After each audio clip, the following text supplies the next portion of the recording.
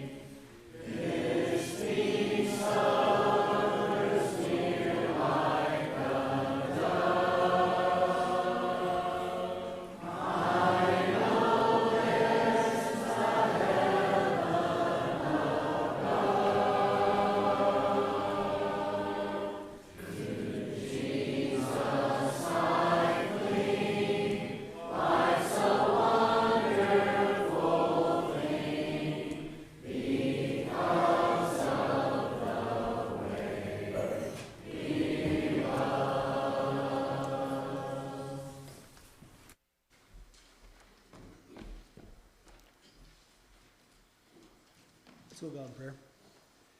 Our most kind and gracious Heavenly Father, it was now we come to you with bowed heads and humble hearts. Thank you for this Lord, the Lord's Day that you've given us to come together to sing songs of praise and study the portion of thy word. We pray, Lord, now that you would be with the sick of this number, Lord. We pray that your healing hand could be with them, Lord, that something might be done to bring them back to their normal state of health. We pray, Lord, also that you be with those of this number who may be spiritually sick, Lord. Pray that something might be said or done that would bring them back to their rightful state with you. We pray now, Lord, as we prepare to enter into this hour of study, Lord, that you would be with the teachers of the hour, Lord, that they would have a ready remembrance of what they're prepared to speak on and teach on, and that we as students will listen intently, Lord, and take the things that we learn in those classes and apply them to our lives. We pray that you would be with us throughout the remainder of the service, Lord, that you watch over us, forgive us for our sins. For in Christ we pray. Amen.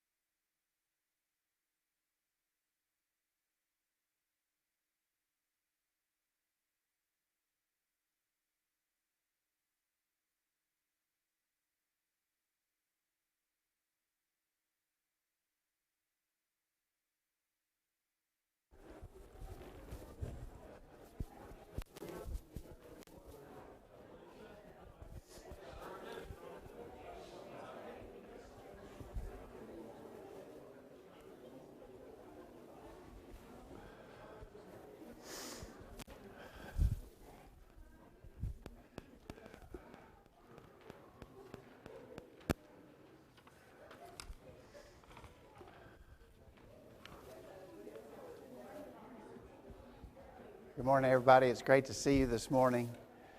Thanks for being here on this rainy Sunday morning for this period of Bible study. We're concluding a study this morning. For the last several weeks, we've been talking about New Testament geography, basically tracing the historical events of the New Testament by putting them in their geographical location reference. I hope several of you said that you enjoyed the study, and I hope it's been beneficial for us all to sort of get a picture of the geography where these things have happened. Obviously, the New Testament conveys history.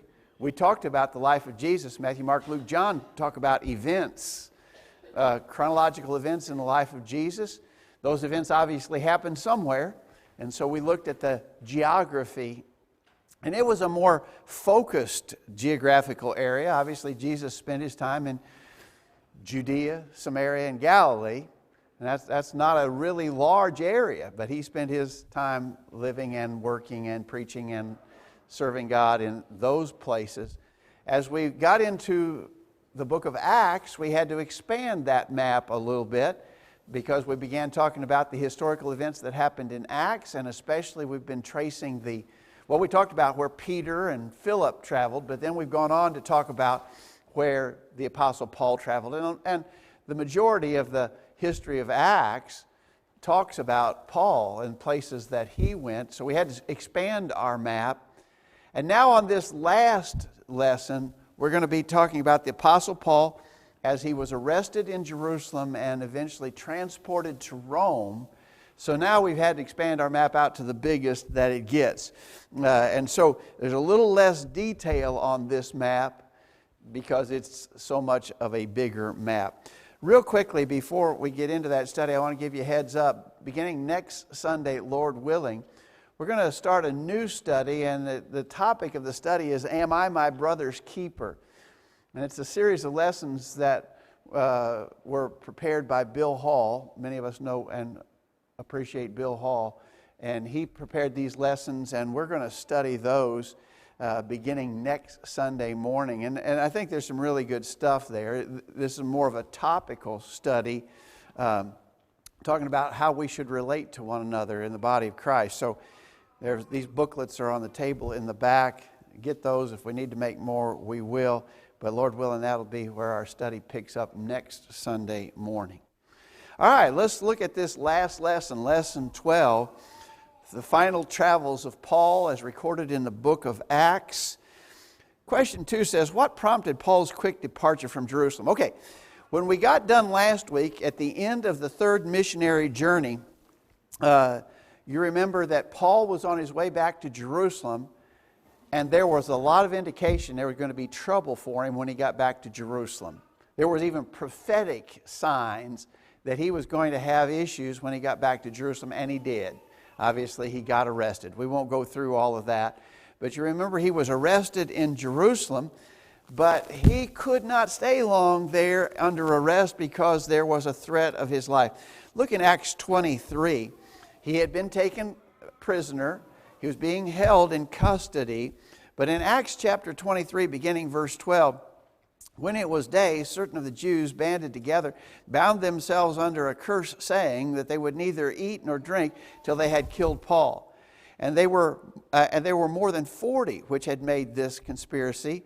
And they came to the chief priests and elders and said, We have bound ourselves under a great curse, that we will eat nothing until we have slain Paul. Now therefore ye, with the council, signify to the chief captain that he bring him down unto you tomorrow, as though ye would inquire something more perfectly concerning him, and we, or ever he come near, are ready to kill him.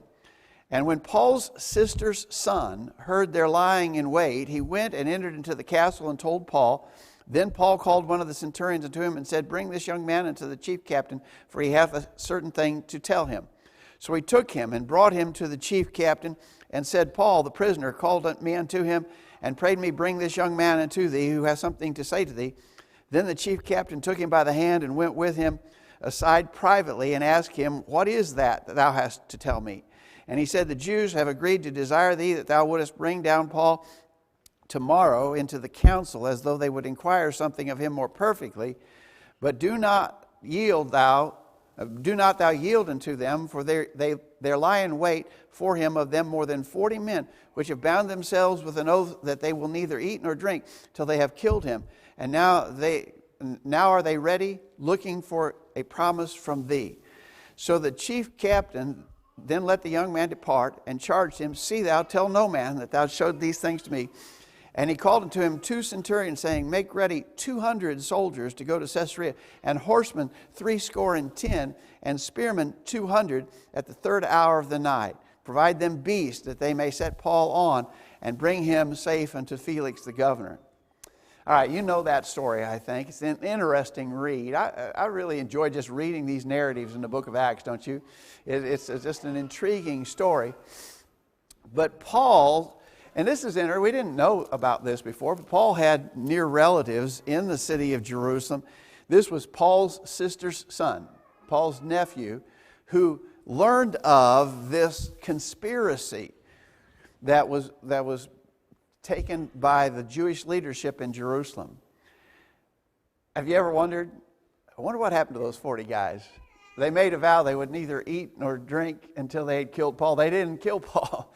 Paul lived for several years thereafter. Wonder if they kept their oath. Would you be willing to guess that they did not keep their oath? But anyway, that's how serious they were about this. And I want to tell you that the Roman officer believed the threat to be very legitimate. Did you notice how many soldiers he committed to guard Paul, to transport him away from Jerusalem? There were 200 soldiers, 70 horsemen, and 200 spearmen. So what is that? 470 soldiers to guard Paul. You think he took the threat seriously? I believe he surely took the threat seriously, don't you? Think about Paul. Paul hasn't done anything wrong. He hasn't done any of this treatment. That's the thing you got to remember, because this is going to drag on and on and on. Not just for a few days or weeks or months, but for years. This unjust imprisonment of Paul is going to drag on. He hasn't done anything wrong. And so he's being horribly, unjustly treated because they hate Christ and they hate the cause of Christ. Sometimes, we suffer some persecution, some mistreatment. Sometimes we're mistreated as we're trying to do the right thing, and people mistreat us when we're trying to do the right thing. It's discouraging. It's depressing when people mistreat us for trying to do it. Have you ever been under threat of death? No. Nobody's ever threatened to kill us.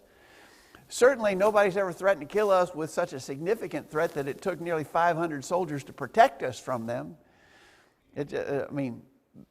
We are in a blessed situation, obviously, but you got to admire those early Christians, including, obviously, the Apostle Paul, who endured such persecution. Tom?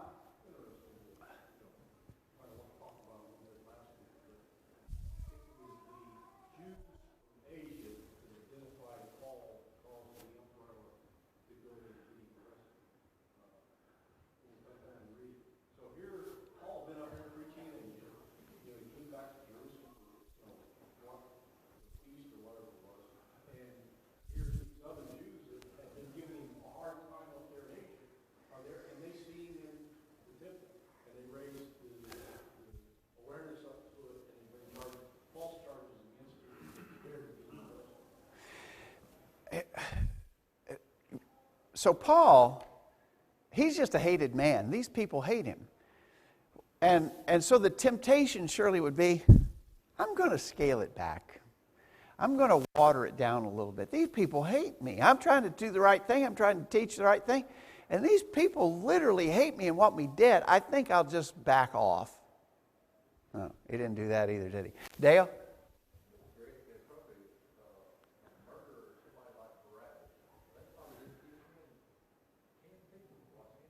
Yeah. I mean, the level of hatred and animosity that these people had toward Paul and the preaching of the gospel was just off the chart. Monty? When you think about this Roman commander and how seriously he took the threat, he'd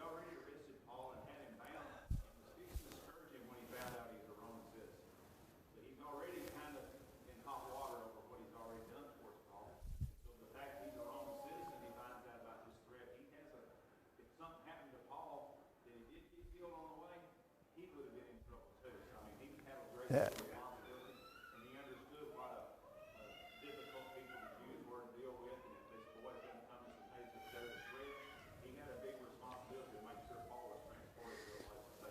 I think you're right. Paul has not yet. We know before this gets done, he's going to appeal his case to Caesar. He's going to call upon his Roman. He hasn't called upon defense by virtue of his Roman citizenship yet, but the fact that he's a Roman citizen is already coming to play in the way he's being protected and provided for by the Roman authorities. He's under arrest, but if he wasn't a Roman citizen, he might not have survived even to this point. So I think you're right. So they're going to take him from, this whole story starts here at Jerusalem. And so they have to get him out of Jerusalem under this threat, and they're going to take him up here to Caesarea. Caesarea, as we've talked about, is sort of the Roman provincial capital in this part of the world. They obviously had a lot to do with Jerusalem because that was the seat of the Jewish culture. But their governmental headquarters and offices were in Caesarea. So the centurion, under a huge guard force, takes Paul to Caesarea. Now it mentions, and I ask you, where was the first stop on the way to Caesarea? It actually says, verse 31 of chapter 23, the soldiers, as it was commanded them, took Paul and brought him by night to Antipatris. On the morrow, they left the horsemen to go with him and returned to the castle. So, and when they got it, and we don't have that place on this map. This map's too broad. But on the way to Caesarea, they stay over at Antipatris, and then they send the foot soldiers and spearmen back, and the horsemen go on with him to Caesarea. Yes. So they leave. They have to leave sort of under cover of darkness. This is a real threat that has been made.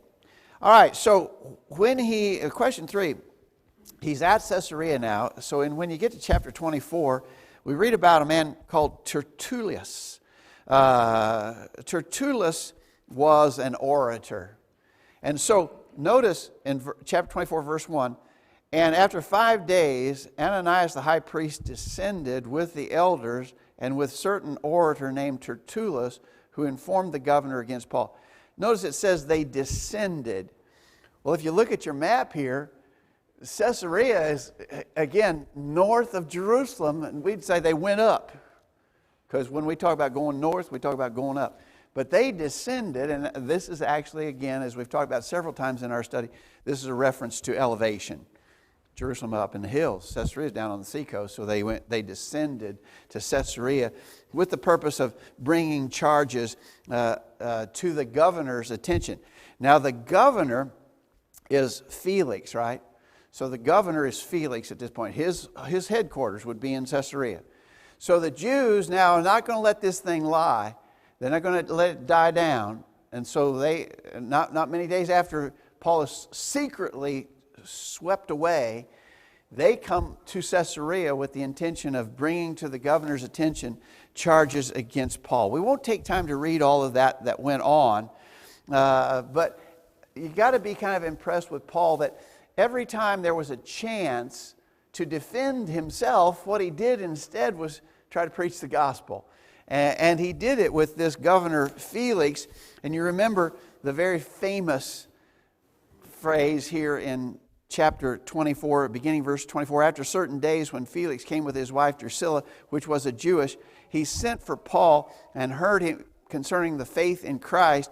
And as he reasoned of righteousness, temperance, and judgment to come, Felix trembled and answered, "Go thy way for this time. When I have a convenient season, I will call for thee." He hoped also that money should have been given him of Paul, that he might loose him. Wherefore he sent for him the oftener and communed with him.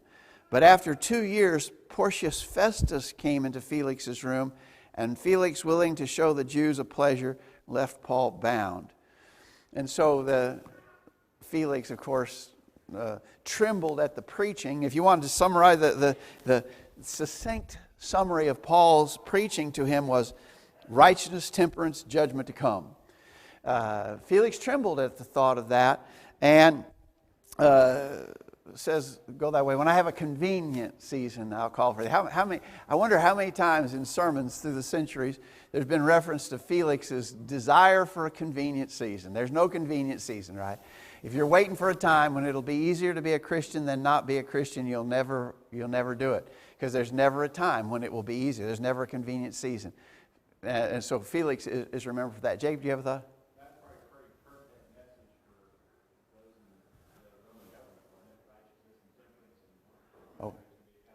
Oh yeah, because the Romans were a really wicked people. I mean, we think we live in a very wicked, corrupt culture, which we obviously do. But I don't think the wickedness and the corruption of our culture even holds a candle to what it was like in Rome. And so, yeah, that would have been very pertinent to Felix or any Roman to hear those kind of things. Special emphasis on verse 27, after 2 years, Porcius Festus came into Felix's room. So how long is Paul's imprisonment going to last? Well, we've already got 2 years, right? 2 years. He hadn't got any farther than Caesarea yet. And he's held there for 2 years. All right? So kind of keep track on how long he's going to be held captive. All right. Question 4, to whom did Paul make his final defense in Caesarea? Well, we just read that Festus came into Felix's office, and so Felix, although he's leaving that office, he's not going to cross up the Jews. It says, willing to show the Jews a pleasure, Felix left Paul bound. So he leaves him and sort of turns over the case, if you will, to Festus. Festus has got to deal with it. Now, Festus is kind of a perverse fella who doesn't have a clue about Jewish relations, and he doesn't have any idea at all about all that's involved about the Jews against Paul and so forth. And so he's kind of in a confusion. And as a result of that, he has been approached. The Jews in Jerusalem see an opening here. And they go to Festus and basically say, we want you to bring Paul back to Jerusalem so that we can have a hearing, have a trial of Paul in Jerusalem. And Festus is inclined to do that. Festus said, okay, well, yeah, I guess. I think Festus is pretty much clueless in this deal. And so Festus initially agrees. But again, remember that they have this intention to kill Paul, and Paul knows it. This 2 years later. But they still, if they get a chance, are going to kill Paul. And so Festus, verse 9 of chapter 25, Festus, willing to do the Jews a pleasure, answered Paul and said, wilt thou go up to Jerusalem and there be judged of these things before me? Then said Paul, I stand at Caesar's judgment seat, where I ought to be judged. To the Jews have I done no wrong, as thou very well knowest. For if I be an offender or have committed anything worthy of death, I refuse not to die. But if there be none of those things whereof these accuse me, no man may deliver me unto them. I appeal unto Caesar. So there's the famous section where he definitely uses his Roman citizenship rights to appeal his case to Caesar. No, I will not let you take me back to Jerusalem. I'm a Roman citizen. I have rights. And I'm going to exercise my rights as a Roman citizen. You will not take me back to Jerusalem. I appeal to Caesar. Take me to Rome. I want my hearing before Caesar. So that, of course, saves his life again, because if he had been taken back to Jerusalem, he would have been killed.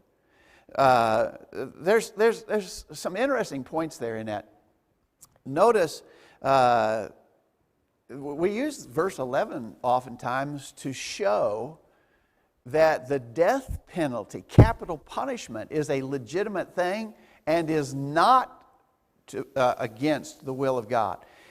When there are laws and laws specify capital punishment, notice Paul said, if I have done anything, if I committed anything worthy of death, I refuse not to die. So there are some things that are worthy of death. The government has the right to legislate that. And if there are things worthy of death, Paul said, I refuse not to die. He didn't say capital punishment is against the very will and nature of God. He didn't say that. If I've done anything worthy of death, I refuse not to die. So there's a good argument to be made there in verse 11 about capital punishment. But, of course, the main thing is that he uses the rights of his Roman citizenship. I appeal my case to Caesar. Is it right for us? You know, we have certain rights as citizens of the place where we live. In fact, we have really wonderful rights as American citizens. And this would bear out that we should not be hesitant to use our rights as citizens when it's necessary to do so. So we should be thankful to God that we live in a place where we have these kinds of rights. A lot of places in the world don't have rights like we have. We do. We can use our rights. And Paul demonstrates that here. Tom?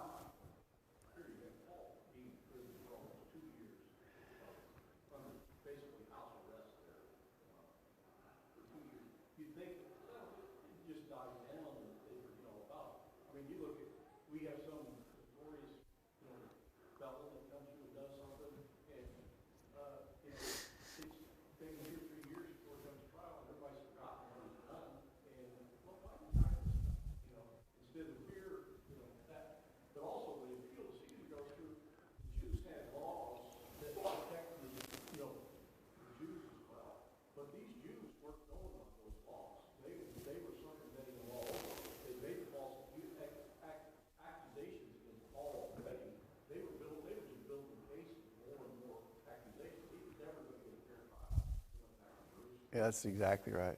And so Paul exercises his Roman citizenship privileges. Now, so he's in Caesarea. Festus has got this problem on his hands. Now his problem is the case has been appealed to Caesar. I got to send him to Rome. I got to know, what am I sending him for? And I think that's kind of interesting that after 2 years, legitimate charges against Paul have never been filed. Festus does not know what to send him up for. And so he has a visit from another person that we know the name of, Agrippa. Agrippa comes to visit Festus. Agrippa is of the Herod family. And you know the name Herod. He's a descendant in the Herod line. And he's over a province, nearby province, and he comes to visit Festus, and Festus basically says, "Can you help me out here?" Actually, Agrippa would have had some knowledge of Jewish things because the Herods were in that realm. Remember, the temple in Jerusalem at this point was built by Herod the Great, which would have been, I think, we studied the Herod family before. I think Herod the Great would have been this guy's grandfather, maybe great-grandfather. I'd have to go back and look. But the Herods knew all about the Jews and had practiced Jews' religion. And so he's aware that Agrippa maybe Agrippa will have some insights to help me figure out what charges do I send Paul to Rome with. And so he gets Agrippa to sit in and hear the charges against Paul. And Paul makes a defense, but notice in verse 20, I'm in chapter 26 now, verse 24, as Paul thus spake for himself, Festus said with a loud voice, "Paul, thou art beside thyself. Much learning doth make thee mad." But he said, "I am not mad, most noble Festus, but speak forth the words of truth and soberness. For the King Agrippa, knoweth of these things, before whom also I speak freely, for I am persuaded that none of these things are hidden from him, for this thing was not done in a corner. King Agrippa, believest thou the prophets? I know that thou believest." Then Agrippa said unto Paul, "Almost thou persuadest me to be a Christian." And Paul said, "I would to God that not only thou, but also all that hear me this day, were both almost and altogether such as I am, except these bonds." There's another famous expression from this trial and confinement of Paul from Agrippa. "Almost thou persuadest me to be a Christian." Some newer translations actually cast that in a little different light, which I don't like, actually. Some newer translations suggest that Agrippa said, basically, do you think you could so easily convince me to be a Christian? I don't. Based on what I've read, that is not the tone of this comment from Agrippa. The tone of this comment from Agrippa is, as the King James bears out, oh, you've almost got me persuaded. And Paul responds, I wish that you were more than almost, but altogether, such as I am. Monty? Yeah. Right.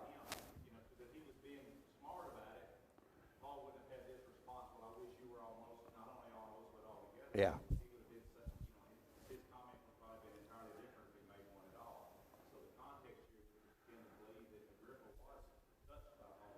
I agree with you. I think you're exactly right. All right, so still, we're trying to track the travel of Paul here. He ain't gone anywhere yet, except from Jerusalem to Caesarea, right? But now we're fixing to get him on the road. Question 5, trace the route taken from Caesarea to Fair Havens. Okay, so chapter 27 now, verse 1. Chapter 27, it says, when it was determined that he should sail into Italy, they delivered Paul and certain other prisoners unto one named Julius, a centurion of Augustus's band, and entering into a ship of Adramyttium, we launched, meaning to sail by the coast of Asia, one Aristarchus, a Macedonian of Thessalonica, being with us. And the next day we touched at Sidon, and Julius courteously entreated Paul and gave him liberty to go into his friends to refresh himself. And when he had launched from thence, we sailed under Cyprus because the winds were contrary. And when we had sailed over the sea of Cilicia and Pamphylia, we came to Myra, a city of Lycia. Lycia, I guess it is. All right, so, okay, now we're on the move. So they launched from, they touched at Sidon. They left Caesarea. They come to Sidon. Then notice it says, when we had launched thence, we sailed under Cyprus because the winds were contrary. So they're coming under the island of Cyprus. And it says, when we had sailed over the sea of Cilicia and Pamphylia, we came to Myra. Myra is going to be right there, okay? So this would be the initial course. They did not land at Cyprus, and they land at Myra. And verse 6, and there the centurion found a ship of Alexandria sailing into Italy, and he put us therein. Notice, put us therein. Luke is traveling with them, right? Luke's not a prisoner, but he's staying at Paul's side on this journey to Rome. All right. What advice did Paul give at this point in the journey? So when we had, verse 7, when we had sailed slowly many days and scarce were come over against Cnidus, the wind not suffering us, we sailed under Crete over against Salmone, and hardly passing it came into a place which is called the Fair Havens. Nigh unto was the city of Lycia. All right, so let's do that. When we had sailed many days, scarce were come over against Cnidus. So they're along the coast here. Here's Cnidus right here.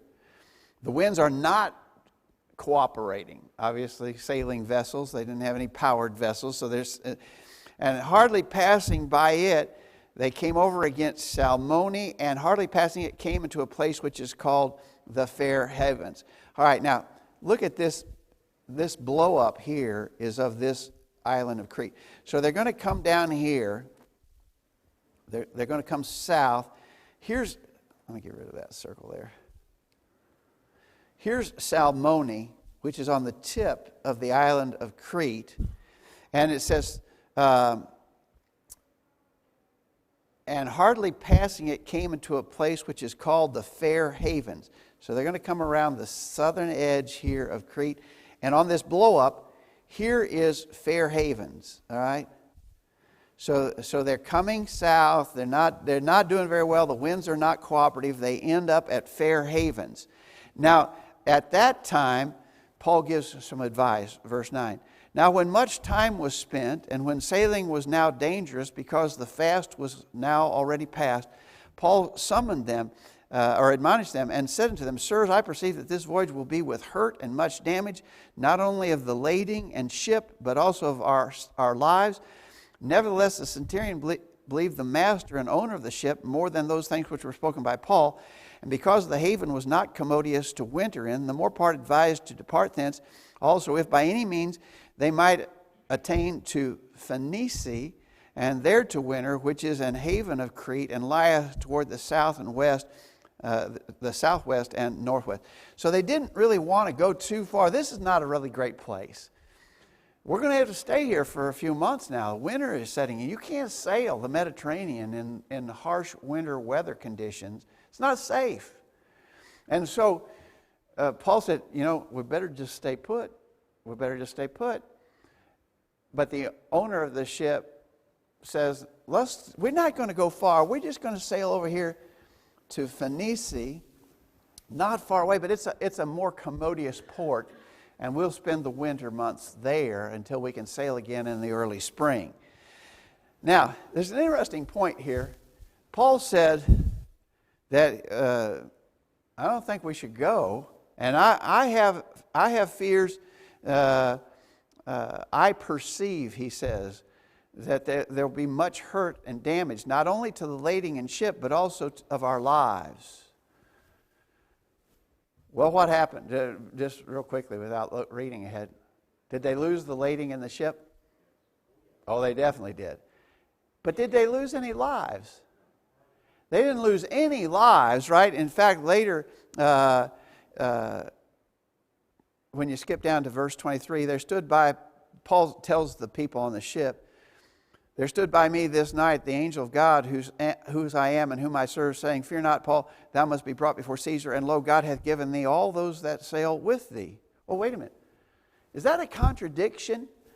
Paul said, I perceive that we're going to lose the ship and everything in it, and I think there's going to be a loss of life too. I think that's right. I perceive. I mean, Paul's an experienced traveler, right? He's been on ships plenty of time. He knows this weather condition. He knows the time of year it is. He's just giving his personal advice. I perceive we'll lose the ship, everything in it. We may well lose our lives. But now he gets a direct revelation from God. No lives will be lost. So that's not a contradiction. It's just Paul's personal opinion versus the revelation of God. Monty. Even if there had been some revelation when he said, I perceive that we're going to have lost of life and lost of ship. As you go on and read through here, and you get down to verse 21, but after long absence for food, these people have been fasting and praying for a while. Yeah. And we're taught that our prayers avail much toward God. Prayers for righteous men avail. There's no reason to believe Could even change God's mind about it. that God didn't do just like it says here. You're still going to lose the ship, but I'm giving you all the lives of these men because of your prayer. Okay. All right. And so what you're saying is by prayer, God could have changed his mind. Either way, it doesn't have to Right. Exactly right. Exactly right. All right, so we're on the island of Crete. Here's Fair Havens, and Phoenice is sort of over here on the western end, but they don't get there, right? They do not make it there. And so read a little bit more as to what happens. Let's read, see how much time we got. We got a little bit of time, so we'll keep reading. Verse 13, when the south wind blew softly, supposing they had obtained their purpose, loosing thence, they sailed close to Crete. But not long after, there arose against it a tempestuous wind called Euroclydon. And when the ship was caught and could not bear up into the wind, we let her drive. And so they're not trying to go very far here, but they don't make it. And so they're being driven by the storm, and they're heading west, running under a certain island which is called Clauda. Actually, here's Clauda on this blow up. See Clauda right here, Cauda or Clauda. This is just a little island right here. So instead of going up here like they planned, as this blow up shows, they end up going south and being carried strongly to the west. Now they're in this tremendous storm. Verse 17, which when they had taken up, they used helps, and undergirding the ship, and fearing lest they should fall into the quicksand, strake sail, and so were driven. What did they do when they used helps and undergirding the ship? What would that involve? Anybody have any idea of that? Monty? Basically wrapping, unwrapping, spiraling the ship around with cables to That's right. help support the hull. So you would take if this is the ship, we're going to, you take a rope, and of course you could do that by throwing it over the front and letting it float back. But you would take ropes and you'd tie it on this side, and then you'd cinch it up as tight as you could on this side. And you'd take another and you'd do that, and you undergird the ship that way. What did that tell you? A bad storm. This is a bad storm. The seas are really rough and the waves are so intense that there's the likelihood that it's just going to break this ship apart out in the open sea. They're very worried. They are extremely worried. They are in a bad storm. Probably, notice on this map up here, it says winds of hurricane force, very likely. I mean, okay. Could you imagine? I can't even imagine. This is like a terrifying nightmare to be in an ancient wooden sailing ship in a hurricane. That's a total nightmare. Can you imagine that? Incredible. And so, keep reading there. And we being exceedingly tossed, verse 18, and with a tempest, the next day they lighted the ship. The third day we cast out with our own hands the tackling of the ship. So they're trying to lighten the ship. Now they're getting rid of what they would need to even sail the ship if they ever got to calm. They're so concerned for survival, they're throwing away what they would need if they ever got to calm water. They're just trying to keep the ship from crashing.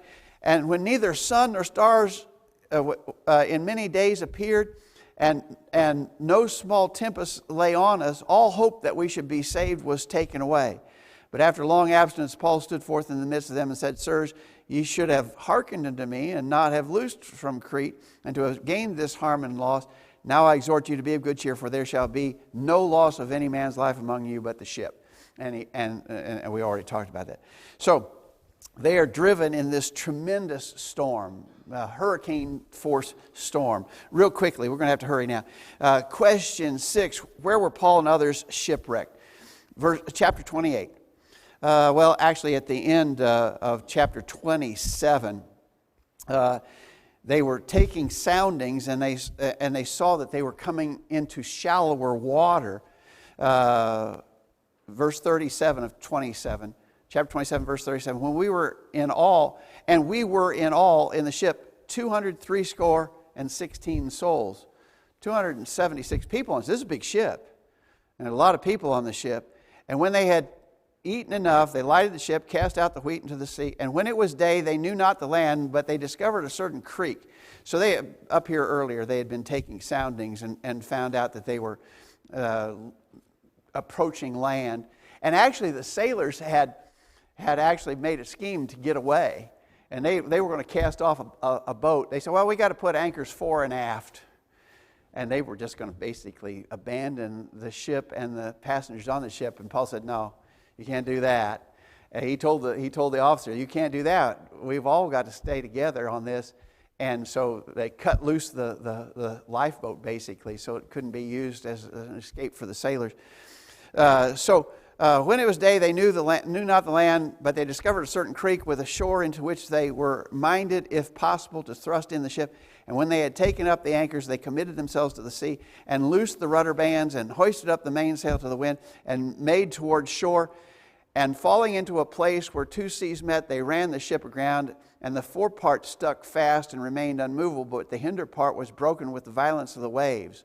So they basically crashed the ship into an island, and they didn't really know where they were, but where they were actually is the island that we now call Malta, but it was known, at least the King James and other versions will identify it as Melita. So they had gone a long way, and it said it was many days. For many days they had not seen the sun. And also for many days they hadn't seen the stars. Oh, I don't know. If you're on a sailing vessel, you like to see the stars. You like to. What? Huh? That's right. So basically, it said they lost navigation.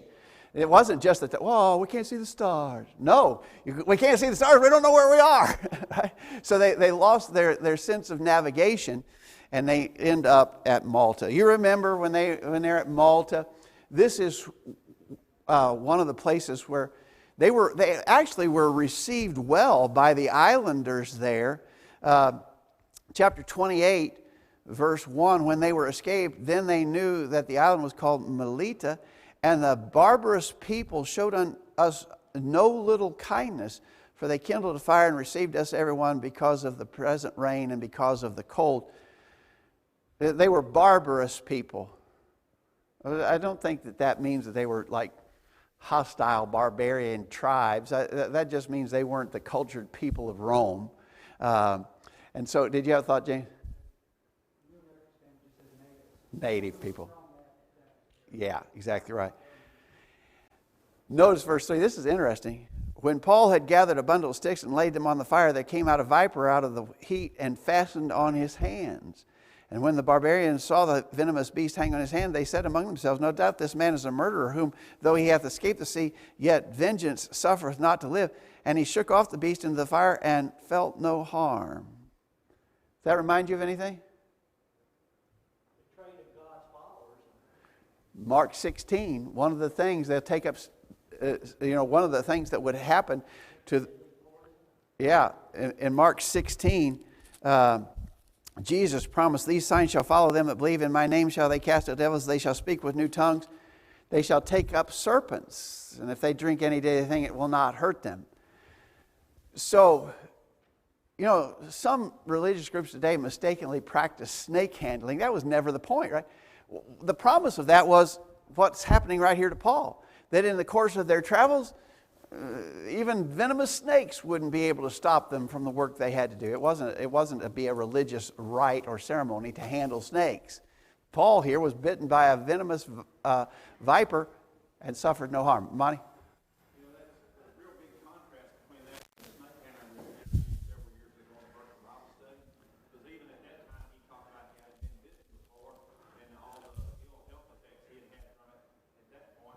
And then later on, he was bitten by one and died from it. So obviously, even if snake handling was what he was talking about, he didn't qualify. Exactly right. All right, here's the last part of the trip. Chapter 28, verse 12. Landing at Syracuse. So they sail, landing at Syracuse. It says, we tarried there 3 days, and from thence we fetched a compass and came to Rhegium. And then after 1 day, the south wind blew. We came the next day to Puteoli, way up here, where we found brethren and desired to tarry with them 7 days, and so we went toward Rome. From thence, when the brethren heard of us, they came to meet us as far as Apiforum and the 3 taverns. So they come here and on to Rome. The book of Acts ends, verse 30, chapter 28, verse 30. Paul spent 2 whole years in his own hired house and received all that came unto him, preaching the kingdom of God, teaching those things which concern the Lord Jesus with all confidence, no man forbidding him. But he's still under confinement. He's still, we'd call this house arrest. This is 2 more years, right? So he was 2 years at Caesarea. This trip has taken months, right? They ended up spending the winter over. They should have stayed the winter in Crete and didn't. They ended up spending the rest of the winter in Melita or Malta. So that's at least a significant part of another year. Then he's in Rome for 2 more years. This whole episode, and the book of Acts ends, and he hasn't had his case heard before Caesar yet. Almost 5 years. Britt? Would this have been possibly a time when he was teaching Caesar's household? It was. It definitely was.